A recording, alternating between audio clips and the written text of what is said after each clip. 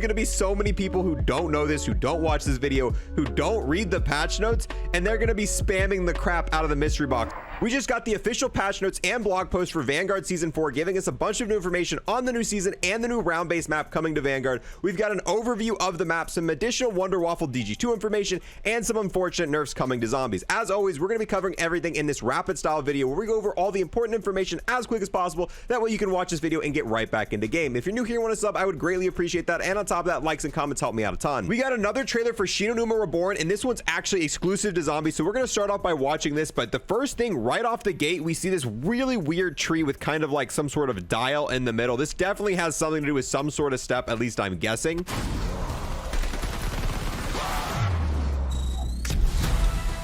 Unearth the secrets. Survive round after round.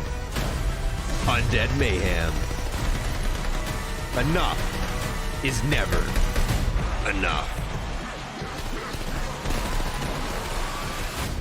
Boom. So yeah, not a whole lot of new information in this, nothing really to break down, just them hyping up, but this was unseen footage that we haven't seen before, so I thought we'd throw it in here. The only thing notable in this entire thing is this right here at the beginning. This probably has something to do with the step, but or maybe this is the rampage inducer, kind of. Bro, this kind of looks like a rampage, and you know, maybe I'm just stretching. Now, starting off, we actually got some more battle pass information as well, and there's a few things in here I really quickly wanted to share with you guys. This is the skin we saw in the trailer from a couple days ago, and a lot of people were asking about this. This doesn't look like it's going to be in a normal bundle. This is going to be in the battle pass bundle. So every season there's the normal battle pass, then there's the more expensive battle pass that gives you 20 tier skips and also usually gives you a few items. Normally these items aren't that great. This might be the first battle pass bundle I'm gonna buy. It's gonna be 24 bucks is usually the cost of it, so it's gonna give you the battle pass, give you some tier skips, and that is how you're also going to be getting this skin right here for Butcher. And this, in my opinion, is probably the best reward we've ever got for the battle pass bundle. I've never bought one. I never bought any of the Cold War battle pass bundles, haven't bought any of the Vanguard ones. This might be the first one because I like this skin, so I'll leave that up to you. That is how you go about getting it. We've got some more information. A lot of this we're gonna skip over because it's just some battle pass stuff. There are some skins that I liked. Here's the brand new SMG, and this one's got some glowing blue lines to it, which hopefully it looks good with some camos. LMG that looks kind of basic. PPSH that kind of looks basic. Here's a really cool STG skin, and I think this is part of one of the weapons we've been seeing in the zombies trailer. In the zombies trailer, we've been seeing a guy with a bottom part of a weapon here. This is the brand new STG blueprint, got the bayonet on it. Then all the other blueprints, in my opinion, are pretty basic. There's not really much else going on. Here's the Violet Stealth Pro Pack, and this is gonna be for the Florence operator. A lot of people comparing this to Rose 2.0. Other than that, there's not a whole lot else to see in this. And now for the Vanguard and Vanguard Zombies patch notes. We're going to be going over this pretty quickly, so if there's anything you want additional information on, make sure to click the patch notes linked below. So obviously we're getting the brand new USS Texas map. Castle and Sphere are getting some changes. Blueprint gun game is being added. Ranked place, there's a bunch of stuff happening. They're resetting obviously the skill rank for the new season. Here are the new rewards you're going to be getting. Pretty much the same thing we've seen in the past. Blueprints, camos, charms, sprays, stickers, and emblems. 2 new operators are being added, one for free in the battle pass, the other one you're probably going to have to buy in a bundle. They're adding the ability to inspect weapons. So it looks like in season 4 we are finally going to be able to inspect every single weapon in Vanguard. This is huge. I love being able to see different camos on different weapons. I'm pretty happy with that. Redefined pros and cons in the gunsmith for all magazine attachments that modify aim down sights time and reload speed accuracy reflects the attachments. Increased damage for melee weapons in the overclocked playlist to a main one-hit kill. Address an issue that prevented diamond camo for melee weapons for unlocking once the requirements are met. So another camo issue is being fixed. Then we're getting 2 brand new weapons in the battle pass, and then we've got some slight changes to other weapons. No massive buffs or nerfs coming this season. Progression added new seasonal challenges, added a new clan challenge, expires in 1 week, so we are getting a new clan challenge. That's pretty sick. Now finally moving into the zombies changes, and a lot of this is information we already knew about. Obviously new round-based maps coming. It's bringing wall buys, door buys, flogger trap, electroshock defenses, and you're going to be able to get pack-a-punch weapons off the wall on higher rounds. Story quest, it's adding a new main quest. Obviously new intel, there's going to be a narrative in the map. Seasonal challenges are coming. Here's where we get into some of the new information. Obviously we're getting the Wonder Waffle DG2. It's available via a Wonder Weapon quest, and it's going to be in the mystery box, but only after round 10. This is the first time we've ever really seen this in zombies. If you're hitting the box prior round 10, you're not going to be able to get the Wonder Waffle. It is only going to be in there past round 10, which hopefully they make this kind of clear, because I can already see this being a fairly big issue. There's going to be so many people who don't know this, who don't watch this video, who don't read the patch notes, and they're going to be spamming the crap out of the mystery box on round 7, on round 8, on round 9, and they're going to be like, bro, I cannot get this thing. I cannot get this thing out of the box. That's because it's just completely impossible unless you're over round 10. So keep that in mind. Make sure if you're going to be hitting the box, wait till after round 10. That way you actually have a chance to be getting the Wonder Waffle out of the box.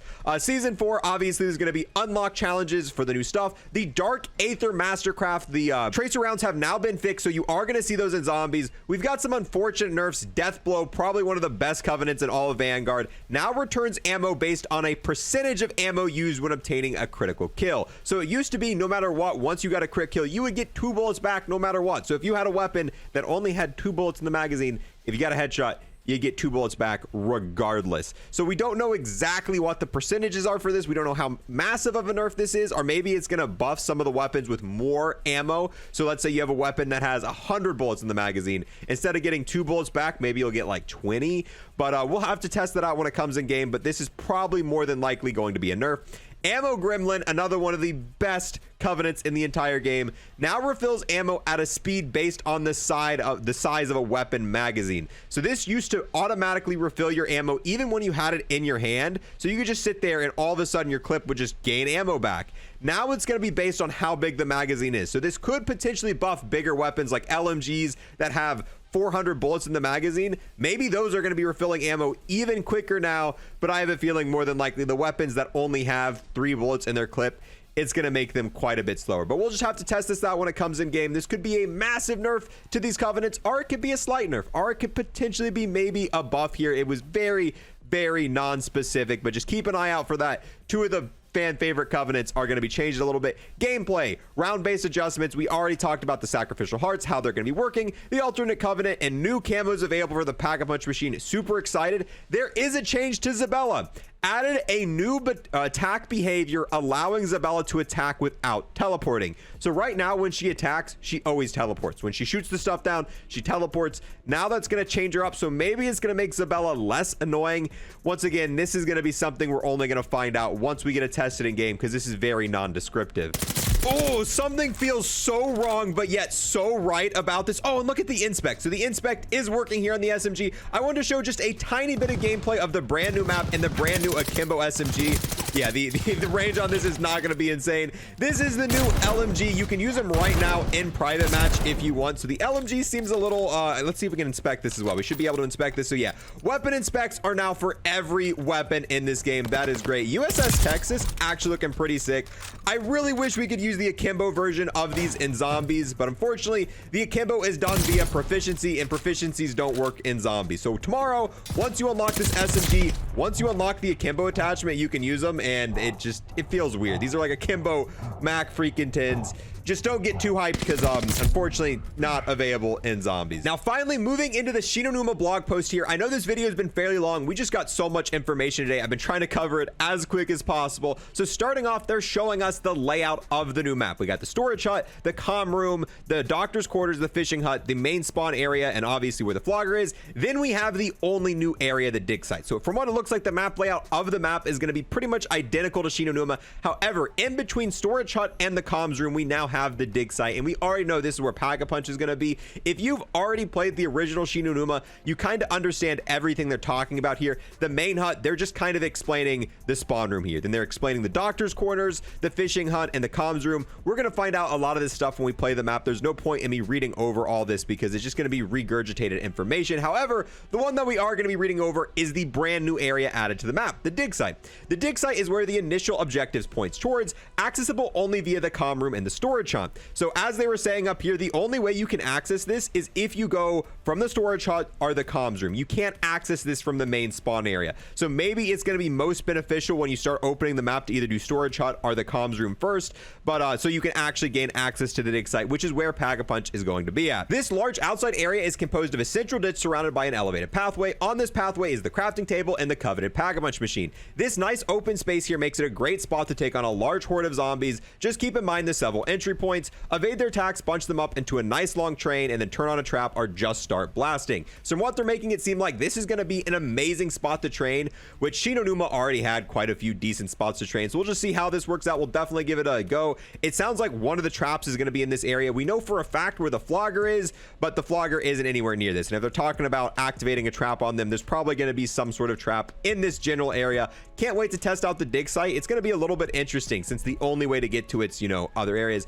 Other than that, there wasn't a ton of new information in this. They give you 10 separate tips. This is just talking about covenant combos, wall buys, traps, and a bunch of other stuff. Nothing super notable. The only other notable thing I saw in this, at round 10, the option to exfil via room gate will be available in the main hut dormitory. So just like in Cold War, after round 10, you are going to be able to exfil. And then it says again every 5 rounds after. So hopefully this makes the calling card for 250 exfils a little bit easier. I'm not sure what's going to be faster, getting to round 10 on round based or getting to round 5 on the objective based modes. But exfil's back, gonna start at round 10 the exact same way it worked in Cold War. That is everything that we got news wise today, at least so far. I know there was so much in this video, boys. I tried to make it as compact, as quick as possible. We're going to be leaving links to this blog post, the other patch notes. So if you want additional information, we did kind of skim through a lot of it fairly quickly to kind of make this video not take so long. So if you want more additional information, make sure to check out the links below. But let me know, out of everything in this video, what you're most excited for, whether it be the Battle Pass blueprint skins,